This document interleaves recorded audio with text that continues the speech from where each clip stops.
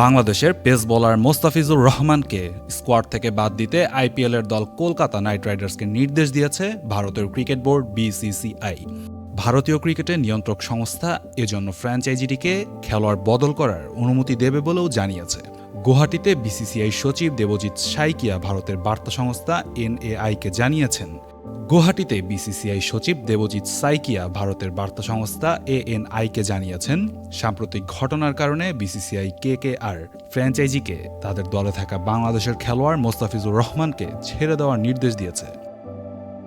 সম্প্রতি আইপিএলের মিনি নিলামে ৯ কোটি ২০ লাখ রুপিতে মোস্তাফিজুর রহমানকে দলে ভেড়ায় কলকাতা নাইট রাইডার্স কেকেআর। তবে নিলামের পর থেকেই বিষয়টি ঘিরে ভারতে রাজনৈতিক বিতর্ক দানা বাঁধে। কেকেআর এর সিদ্ধান্তের বিরুদ্ধে সোচ্চার হন বিভিন্ন রাজনৈতিক ও ধর্মীয় ব্যক্তিত্ব, এমনকি হত্যার হুমকি পর্যন্ত দেওয়া হয়। বিষয়টি নিয়ে কথা হয় ক্রিকেট বোর্ডের সাথেও, তবে বোর্ডকে এখনো আনুষ্ঠানিকভাবে কিছু জানানো হয়নি বলেও জানা গেছে। শুনলাম এটা, আমরা অফিসিয়ালি এখন কিছু জানি নাই। ওরকম কিছু হয়তো বোর্ড আমাদের সাথে আলাপ করবে, আমাদেরকে জানাবে। বোর্ড জানালে তখন হয়তো আমরা রেসপন্স করতে পারবো।